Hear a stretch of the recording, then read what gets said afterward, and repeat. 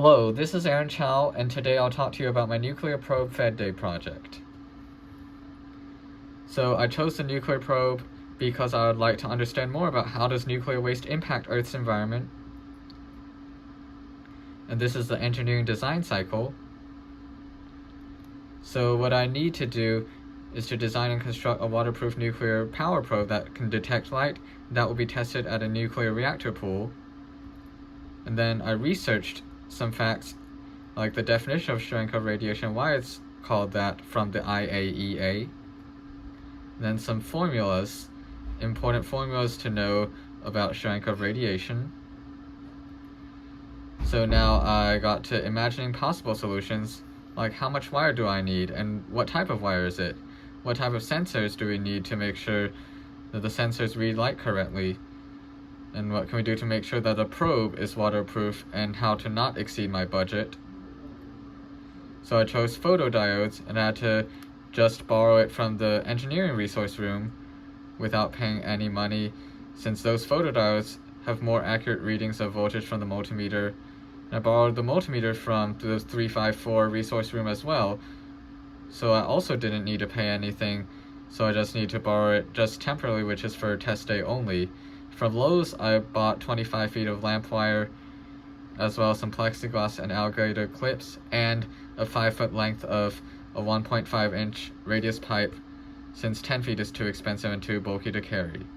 I borrowed the purple cement and the white silicone from my roommate, since he's also taking E101 just like I am, so I didn't need to spend any money on those items. And the total money that I paid on the other items was $106. And some of the items looked like this. So how I created the prototype is I cemented the parts of the pipe first, and then I soldered the end of a lamp wire, and then cut some plexiglass and soldered the diode to the wire, and siliconed the diode to the plexiglass, ran the wire through the pipe, siliconed the plexiglass to the end of the pipe, and then I soaked the probe in the water for about 10 minutes to make sure that water does not pass through the glass. So this is where I began my design by drawing a 3D model on the computer. And the actual physical product looked like this. And then I tested and evaluated my nuclear probe at the Burlington Nuclear Labs, which has a 20-foot deep radioactive pool.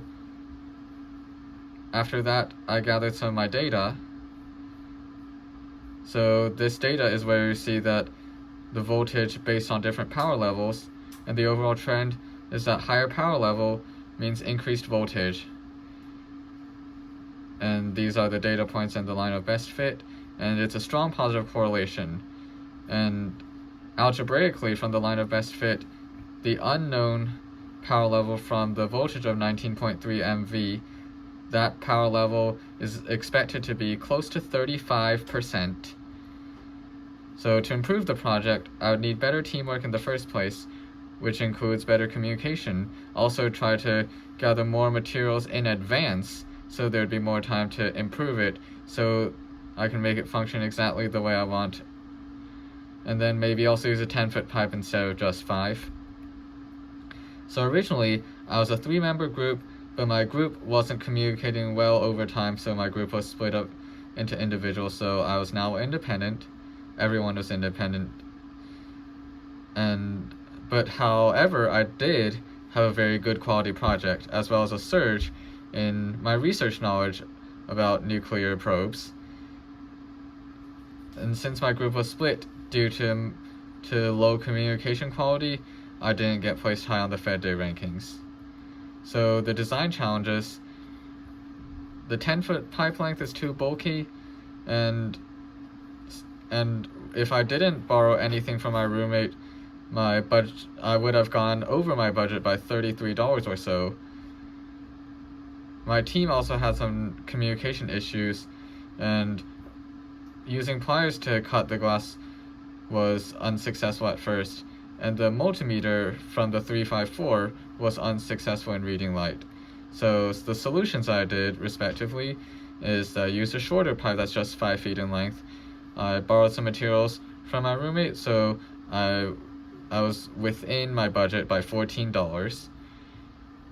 And my group was split up so that there would be no more communication issues, and I also used more advanced tools at the Hillmaker space to cut more perfect circle on glass. And I also used a different multimeter, this time from the 2130 Burlington. That one actually read light correctly, unlike the one from 354, which didn't. So what could I do differently?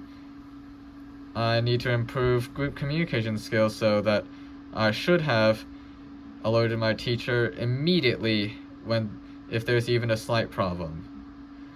I should also make sure that every part will fit on the PVC pipe before using that item, and it's also better to use screwdrivers so that nothing will fall off.